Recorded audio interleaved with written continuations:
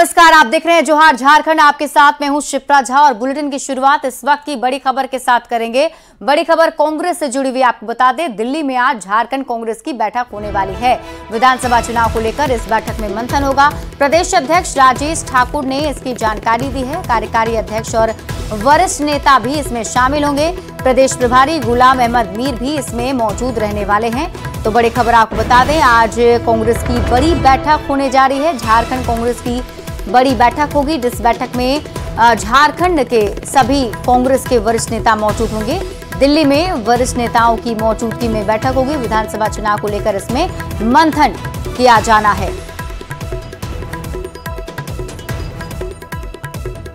और न्यूज 18 संवाददाता अविनाश कुमार अधिक जानकारी के साथ जुड़ रहे हैं। अविनाश, इस बैठक को किस तरीके से देखा जाए? क्या कुछ बड़े फैसले इस बैठक में लिए जा सकते हैं? देखिए, विधानसभा चुनाव के लिहाज से ये बैठक बहुत महत्वपूर्ण है। और अगर आप देखें, पिछले 2 महीने के अंदर जो मुझे याद है तकरीबन 3 बैठकें हो चुकी हैं। जो पार्टी के वरिष्ठ नेता हैं राज्य के, उसकी ये दूसरी बड़ी बैठक है। और इस बैठक में इस बात को लेकर चर्चा होगी कि झारखंड में गठबंधन के अंदर जो चुनाव होंगे, लड़ना है, उसमें कांग्रेस की जो भूमिका है और कांग्रेस के हिस्से में जो सीटें आएंगी, उसे ज्यादा से ज्यादा कैसे उसका स्ट्राइक रेट, उसकी जीत का स्ट्राइक रेट ज्यादा हो, उस पर कैसे रणनीति बनानी है। आपको याद होगा कि राहुल गांधी का भी एक दौरा रांची होना है, झारखंड आने वाले हैं। हालांकि वो डेट कंफर्म नहीं हो सका है, लेकिन वो प्रदेश से लेकर बूथ स्तर तक के पदाधिकारियों को संबोधित करेंगे। उसकी एक तैयारी शुरू कर दी गई है, उसकी सूची तैयार है। तकरीबन 10,000 से ज्यादा पदाधिकारी रांची आएंगे और रांची में ये कार्यक्रम भी होना है। तो इस लहजे से कह सकते हैं कि जो तैयारियां इस वक्त कांग्रेस के अंदर चल रही है और जो संभावनाएं हैं, जिस तरह से लगातार राजनीतिक गलियारों में इस बात की चर्चा हो रही है कि चुनाव झारखंड में समय से पूर्व हो सकते हैं, तो इसको लेकर ही राजनीतिक दलों ने अपनी अपनी तैयारी शुरू कर रखी है। और इसी लिहाज से आज दिल्ली में कांग्रेस के, जो झारखंड कांग्रेस के जो वरिष्ठ नेता हैं, उनकी एक महत्वपूर्ण बैठक होगी। ठीक है अविनाश, आप इस बैठक पर नजर बनाए रखिए। बहुत बहुत शुक्रिया तमाम जानकारी के लिए। बढ़ते हैं आगे और आपको रांची से अगली बड़ी खबर बता दें। झारखंड कैबिनेट की बैठक आज होने वाली है, जिसमें ग्राम प्रधानों की सम्मान राशि दोगुनी हो सकती है, ऐसी संभावना जताई जा रही है। कैबिनेट की बैठक में आज इस पर मुहर लग सकती है। मानकी और परग नैत को 6,000 रुपए मिलेंगे। मुंडा और ग्राम प्रधान को 4,000 रुपए मिलेंगे। पारंपरिक ग्राम प्रधानों को भी 2,000 रुपए दिए जाएंगे। तो बड़ी बैठक आज कैबिनेट की होने जा रही है, जिसमें कुछ बड़े फैसले लिए जा सकते हैं। तो रांची से आपको इस वक्त की बड़ी खबर बता रहे हैं। बता दें कि आज कैबिनेट की बड़ी बैठक होने वाली है, जिसमें कई महत्वपूर्ण फैसले जो है लिए जा सकते हैं। बताया जा रहा है कि ग्राम प्रधानों की सम्मान राशि दोगुनी करने की बात जो है वो की जा रही है सरकार की तरफ से। कैबिनेट की बैठक में आज इस पर मुहर भी लग सकती है। इसमें अगर हम आपको बताएं तो मानकी और परग नैत को 6,000 रुपए मिलेंगे। साथ ही मुंडा और ग्राम प्रधान को 4,000 रुपए मिलेंगे। पारंपरिक ग्राम प्रधानों को भी 2,000 रुपए दिए जाएंगे। ऐसी संभावना जताई जा रही है कि आज ही इस पर फैसला ले लिया जाएगा और कैबिनेट की बैठक में इस पर मुहर भी लग जाएगा। न्यूज 18 संवाददाता निरंजन कुमार अधिक जानकारी के साथ जुड़ गए हैं। निरंजन, कैबिनेट की बैठक काफी महत्वपूर्ण मानी जा रही है, क्योंकि अब आने वाले दिनों में विधानसभा के चुनाव होने हैं। उससे पहले क्या कुछ बड़े फैसले आज सरकार ले सकती है इस बैठक में? क्या लगता है किस पर चर्चा होगी? देखिए, जिस तरह से पिछले जो कैबिनेट की बैठक हुई है, कई महत्वपूर्ण प्रस्ताव पारित किए गए हैं, लेकिन आज जो कैबिनेट की बैठक है, उसमें जो पारंपरिक ग्राम प्रधान है, उसकी सम्मान राशि दुगनी करने का प्रस्ताव पर मुहर लग सकती है। उनकी जो राशि है, प्रतिमाह 3,000 से बढ़ाकर 6 माह करने का प्रस्ताव लाया जाएगा। और वहीं जो ग्राम प्रधान है, मुंडा और ग्राम प्रधान जो होते हैं, उनकी जो राशि अभी प्रतिमाह मिलती है 2,000 रुपये, वह भी 4,000 रुपये करने की बात हो रही है।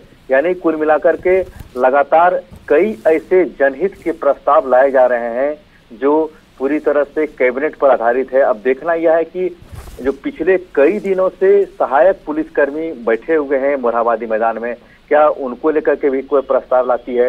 लेकिन सबसे महत्वपूर्ण बात यह है कि लगातार कैबिनेट की बैठक में जो प्रस्ताव लाए गए हैं, कहीं न कहीं वो पूरी तरह से कल्याणकारी योजनाओं को लेकर के धरातल पर लागू किया जा रहा है। लेकिन आज जो कैबिनेट की बैठक है, उसमें ऐसे प्रस्ताव लाए गए जिसकी राशि जो ग्राम प्रधान हैं, जो पंचायत के प्रधान होते हैं, मुखिया होते हैं, उनकी राशि जो मिलती है उसकी राशि बढ़ाकर के दुगनी करने का प्रस्ताव लाया सकता है। लेकिन सभी की निगाहें पूरी तरह से अब टिकी हुई है सहायक पुलिसकर्मी को लेकर। ठीक है निरंजन, यानी कि इंतजार करना होगा आज की जब बैठक खत्म होती है तो क्या कुछ बड़े फैसले और प्रस्ताव लाए जाते हैं, किस पर मुहर लगती है, ये देखने वाली बात होगी। बहुत बहुत शुक्रिया तमाम जानकारी के लिए। और बढ़ते हैं आगे, देखिए कैबिनेट की बैठक को लेकर अब बयानबाजी का दौर भी शुरू हो गया है। ग्रामीण विकास मंत्री इरफान अंसारी ने विपक्ष पर निशाना साधा है तो बीजेपी ने भी राज्य सरकार पर पलटवार किया है। कैबिनेट की बैठक है, इसमें निश्चित तौर पर झारखंड की जनता को बहुत उम्मीद रहती है और सरकार जो है जनता के हित में योजनाओं को अमली जामा पहुंचाती है। तो ऐसे में निश्चित तौर पर स्वाभाविक है कि वेट तो होना ही चाहिए और हमारे माननीय मुख्यमंत्री जी को समय ही नहीं मिला काम करने का, और जो समय मिला है तो आप देख रहे हैं मैया सम्मान योजना, भाजपा को भी, भाजपा के लोगों को भी इसमें भी प्रॉब्लम हो गया। अरे क्यों ऐसा कर रहे हो यार, क्या चाहते हो, कभी सपोर्ट तो करके देखो। देखिए इन्होंने कहा था महिलाओं को चूल्हा खर्च में 2000 रुपए प्रति माह दिया जाएगा और अब 1000 रुपए का फॉर्म भरवा रहे हैं। इन्होंने कहा था हर एक गरीब को 6000 रुपए महीना यानी 72,000 रुपए साल का दिया जाएगा। उसका क्या हुआ? कैबिनेट की बैठक में क्या क्या निर्णय होता है ये देखने वाली बात है, लेकिन निर्णय इनके कैबिनेट की बैठक का जो है वो इम्प्लीमेंट नहीं होता है। तो वहीं मैया सम्मान योजना को लेकर भी सियासत तेज हो गई है। सत्ता पक्ष और विपक्ष का एक दूसरे पर आरोप प्रत्यारोप जारी है। जेएमएम प्रवक्ता मनोज पांडे ने बीजेपी पर तंज कसते हुए कहा कि मुख्यमंत्री मैया सम्मान योजना को लेकर बीजेपी को क्यों परेशानी हो रही है। साथ ही कहा कि जिस तरह सीएम हेमंत सोरेन जनता के हित में कई योजनाओं को धरातल पर उतार रहे हैं, उससे बीजेपी को परेशानी हो रही है। तो व्याकुलता, बेचैनी, पेट में दर्द भाजपा को शुरू हो गया। भाजपा ने तो अपने समय में कुछ किया नहीं। हम लोगों ने जो कुछ किया है 5 वर्षों में, व्यवधान बहुत पैदा किए गए, जेल तक डाल दिया गया हमारे नेता को, ईडी सीबीआई का दौर रहा 3 सालों तक। उसके बावजूद विकास की एक लंबी लकीर खींचने का काम, झारखंड विषयों को प्राथमिकता के साथ उठाने का काम इस सरकार ने किया, हेमंत सोरेन जी ने किया। क्यों बेचैन है भाई? मैया का सम्मान होगा। और राज्य से आपको बड़ी खबर बता दें, अगस्त में आएगा नगर पालिका सेवा का रिजल्ट। आईटीआई प्रशिक्षक परीक्षा का भी रिजल्ट आएगा। सुप्रीम कोर्ट के आदेश के बाद रिजल्ट अब जारी किया जाएगा। कर्मचारी चयन आयोग ने कैलेंडर में संशोधन किया है। कई परीक्षाओं के कैलेंडर में संशोधन किए गए हैं। तो रांची से आपको बड़ी खबर बता रहे हैं, अगस्त में ही आ सकता है परिणाम। सुप्रीम कोर्ट के आदेश पर अब ये परिणाम जो है वो जारी किए जाएंगे, जिसमें बताया जा रहा है कि जेएसएससी ने कैलेंडर में संशोधन किया है। और आपको बता दें कि कई परीक्षा ऐसे हैं जिसके कैलेंडर में संशोधन किया गया है। जमशेदपुर सिद्धगोड़ा के सूर्य मंदिर परिसर सरोवर के पास महागंगा आरती का आयोजन किया गया। महागंगा आरती में श्रद्धालु समेत ओडिशा के राज्यपाल रघुवर दास अपने पूरे परिवार के साथ शामिल हुए। बनारस से आए पुरोहितों की टीम ने पूरे विधि विधान के साथ मां गंगा की आरती की, जिसे देख सभी श्रद्धालु मंत्रमुग्ध हो गए। इस मौके पर रघुवर दास ने सूर्य मंदिर कमेटी का धन्यवाद किया और कहा कि सनातन धर्म का देश है, इस तरह के आयोजन से श्रद्धालुओं में अलग ही उमंग देखने को मिलता है।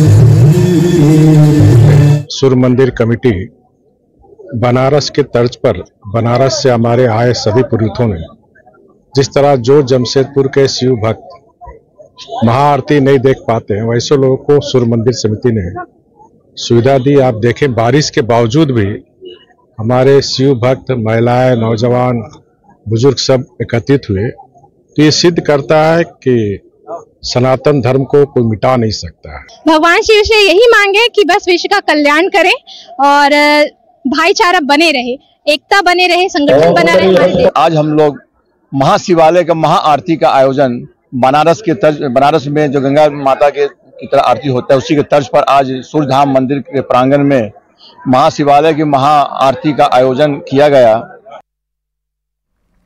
बढ़ते आगे और बात गुमला की। गुमला में लगातार 5 दिनों से रुक रुक कर बारिश हो रही है, जिससे कि जनजीवन अस्त व्यस्त हो गया है। कई इलाके में भारी बारिश से जलमग्न की स्थिति बन गई है।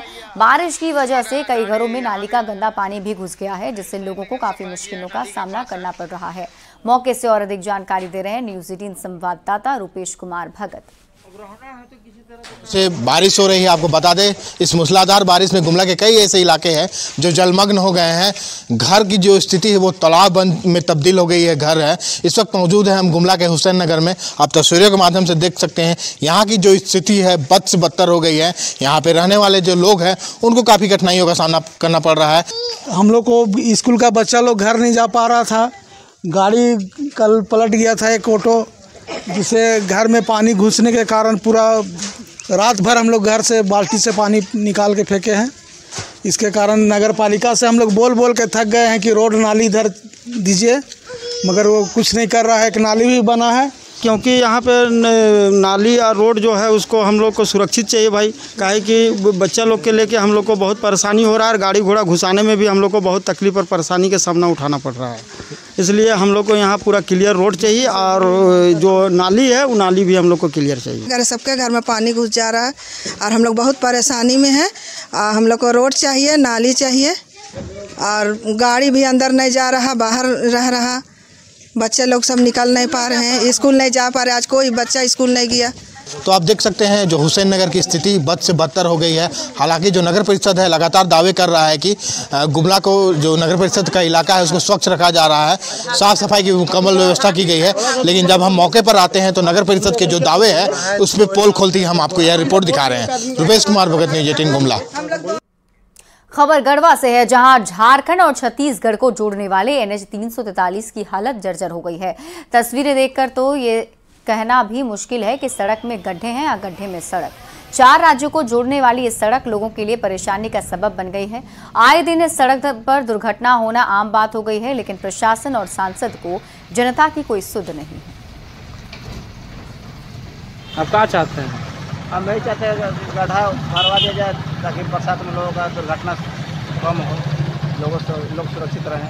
प्रतिनिधि और हमारे माननीय विधायक श्री मिथिलेश कुमार ठाकुर जी के द्वारा अभी तक कई बार NHI को इसके बारे में लिखा गया है और माननीय मंत्री जी की ही देन है कि यहाँ पे जो नाली है, नाली का निर्माण इस जगह हो पाया है। जब काम माननीय जी करा लेते हैं तब सांसद सामने आते हैं कि हमने कराया।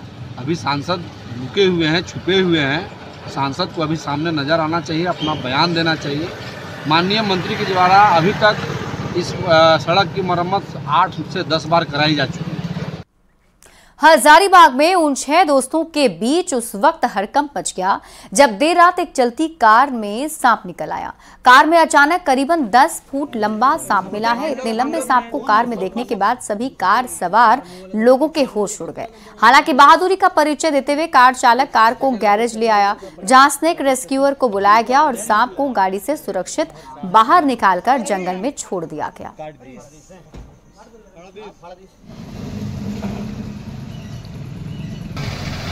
But this is a Python, ये घुसा हुआ था अंदर, ठीक है। तो निकालने के लिए पूरी गाड़ी खोलनी पड़ती, फिर भी हमने कुछ मेहनत करके उसको बिना खोले ही निकाल लिया। इंडियन रॉक पाइथन है, 20 फीट तक का ये जाता है लंबाई, ठीक है। ये सब एडल्ट है और आप देख सकते हो कि निकालने में तो चोट वोट लगता ही है। गुमला के चैनपुर क्षेत्र के बटोली और बुकमा गांव में हाथियों ने आतंक मचा रखा है। जंगली हाथियों ने 3 गरीब किसानों के घरों को ध्वस्त कर दिया। गांव में हाथी के हमले की सूचना के बाद ग्रामीणों ने पटाखे की मदद से हाथी को गांव से खदेड़ दिया, लेकिन घर टूटने और फसल खराब होने की वजह से पीड़ित किसानों ने वन विभाग से सुरक्षा और मुआवजे की मांग की है। प्रधानमंत्री आवास योजना के तहत रांची के धुर्वा में बनाए गए लाइट हाउस प्रोजेक्ट में रहने वाले को अब दिक्कतों का सामना करना पड़ रहा है। अपनी शिकायत लेकर नगर आयुक्त के पास पहुंचे लाभुकों ने बताया कि नए बने हुए लाइट हाउस में कई तरह की परेशानी आ रही है। कहीं लिफ्ट काम नहीं कर रहा तो कहीं छत से पानी टपक रहा है। पूरे मामले पर नगर आयुक्त ने कहा कि रूटीन काम के लिए रेसिडेंशियल वेलफेयर कमेटी बनाई गई है, जल्दी सभी की समस्याओं का समाधान कर लिया जाएगा। दिक्कत हमको अभी लिफ्ट का है।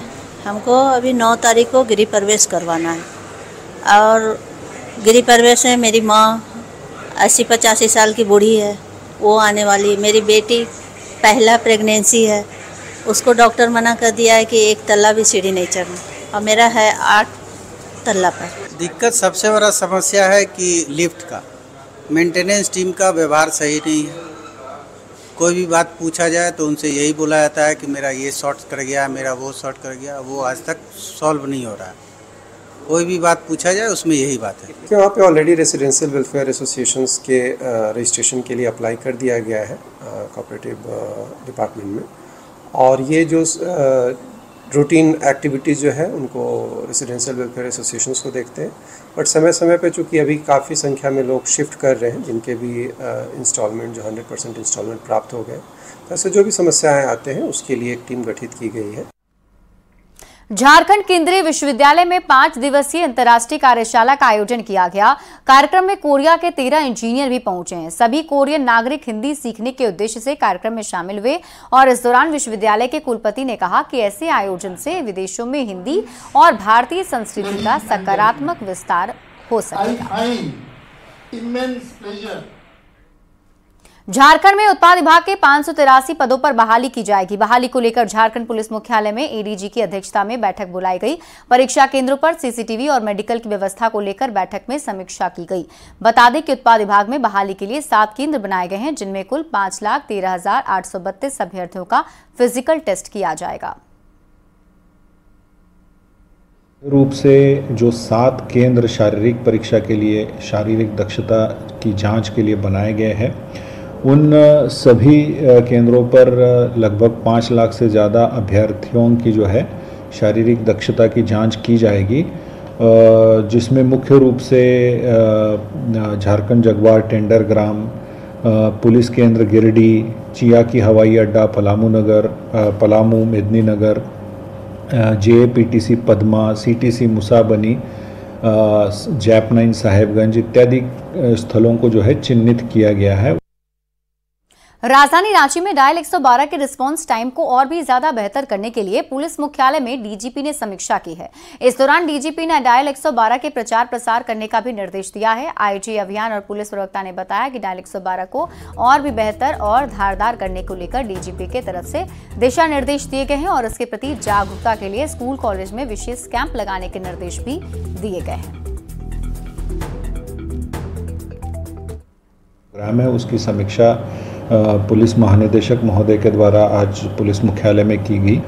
मुख्य जो समीक्षा के फोकस जिन पर महानिदेशक महोदय के द्वारा समीक्षा की गई वो ये था कि डायल 112 का जो प्रचार प्रसार है, इसके बारे में जो जागरूकता है वो और किस तरीके से बेहतर तरीके से हो सके, उस पर काफ़ी फोकस दिया गया। जमशेदपुर में मानगो के लोगों को जाम से निजात दिलाने के लिए स्थानीय लोग सड़क पर उतरे हैं। इस दौरान ट्रैफिक डीएसपी, पूर्व डीआईजी समेत कई लोगों ने मानगो पुल के साथ साथ मानगो चौक का निरीक्षण किया है। मौके से और अधिक जानकारी दे रहे हैं न्यूज 18 संवाददाता आशीष तिवारी।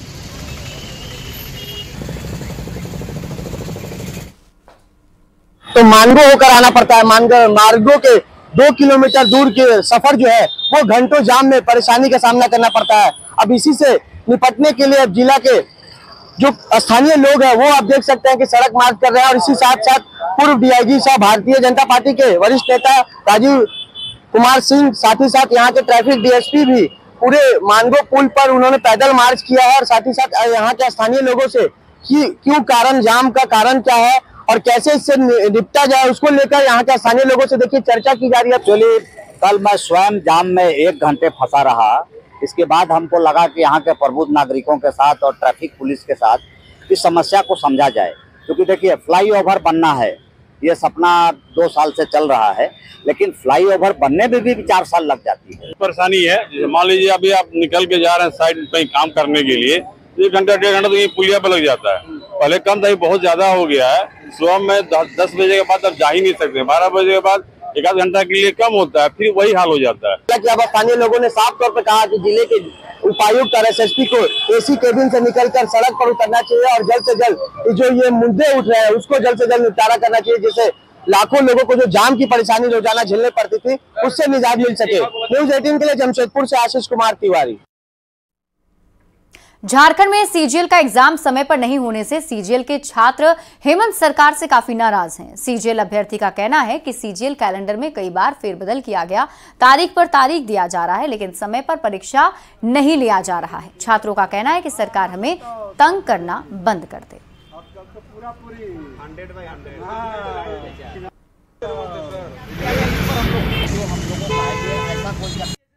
और यदि सीजीएल का एग्जाम नहीं ले रही है तो वोट बैंक बनाना बंद करो। पिछली सरकार को भी हम लोगों ने रुखाड़ के फेंक दिया था, माननीय सिटिंग चीफ मिनिस्टर रघुवर दास। तो क्या हो सकती है सुन लो। और अगस्त का 3rd वीक में एग्जाम है, ऑन द एग्जाम लो, ऑन द डेट एग्जाम लो और फिर एग्जाम लो। डोगी ड्रामा नहीं चलेगा झारखंड में। अब झारखंड जाग चुका है सीजीएल का। और हमारे सीएम जी एक टिप्पणी नहीं खोलते हैं सीजीएल के। क्या ऐसा डीएम सीएम बना रहे हैं हम लोग को? क्या बना रहे हैं?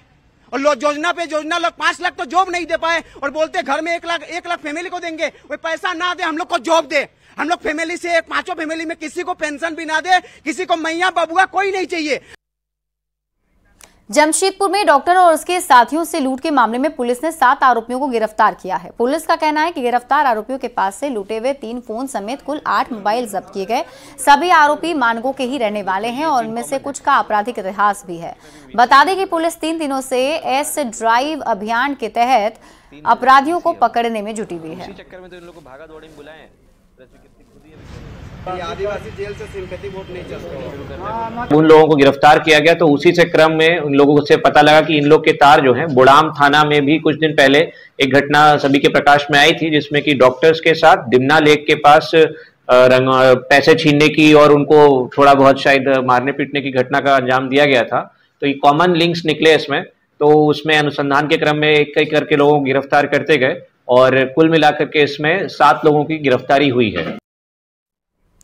खबर गिरिडीह से है, जहां एक युवक की निर्मम हत्या कर दी गई। पीटान थाना क्षेत्र के खुखरा मोड़ के पास शव को प्लास्टिक से बांधकर जंगल में फेंक दिया गया था। घटना के बाद लोगों में भारी आक्रोश देखने को मिल रहा है। इसको लेकर पूर्व विधायक निर्भय कुमार शाहाबादी ने आरोपी की गिरफ्तारी की मांग की। फिलहाल डुमरी एसडीपीओ सुमित प्रसाद के नेतृत्व में एसआईटी का गठन कर दिया गया है।